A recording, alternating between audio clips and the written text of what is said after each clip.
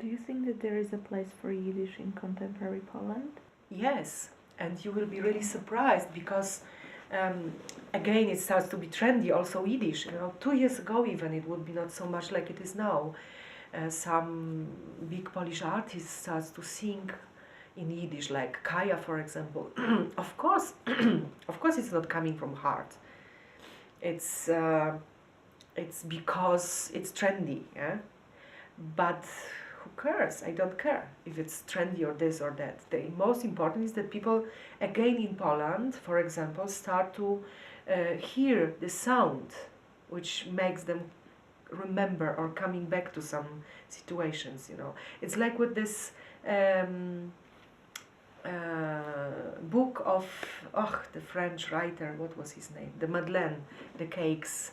He was writing about the cake which made his when he could smell the cake, his memory was going back to the childhood. Proust. Yeah, Proust, Marcel Proust, exactly. Thank you. So this is the same about language, about sounds. Not only about smelling, it's also the same about sounds. I want them to come back to hear this, what they could hear on the streets, people. Only 70 years ago. What is it? It's nothing. 70 years. And after the war. And after the war also. Until when? Actually, until 60s. There was a radio in Yiddish language. There was, the people used to speak in this language. Until this big tragedy in 1968, yeah? So actually, how long time? It's not 70 years. It's like 40 years, yeah?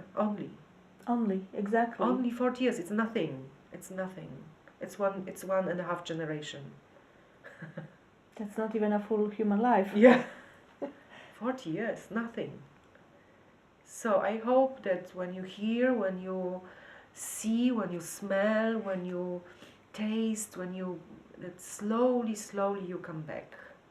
That this Gilgul is having the opportunity to start to come back or to exist again.